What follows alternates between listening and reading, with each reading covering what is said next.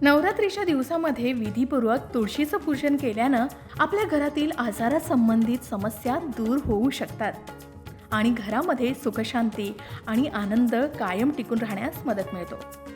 म्हणून या दिवसांमध्ये सकाळी आणि संध्याकाळी देवी लक्ष्मी आणि माता दुर्गा यांचे आशीर्वाद प्राप्त करण्यासाठी तुळशीजवळ शुद्ध तुपाचा दिवा नक्की लावावा. नकारात्मक ऊर्जा घालवण्यासाठी आपल्या घराच्या ईशान्य कोपऱ्यामध्ये तुळशीचं रोप लावावं असं सांगितलं जातं.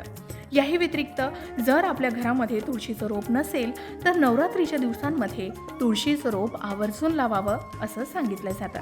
शिवाय वास्तुशास्त्रानुसार तुळशीच्या रोपामध्ये धनाची देवी लक्ष्मी माता हिचा वास असतो. म्हणून नवरात्रीच्या दिवसामध्ये तुळशीला पाणी अर्पण नक्की करावं. याचबरोबर तुळशीला पंचमी तिथीला, अष्टमी तिथीला किंवा नवमी तिथीला लाल रंगाचे वस्त्र अर्पण करावे. यामुळे आपल्या मनोकामना पूर्ण होण्यास नक्कीच मदत मिळू शकते.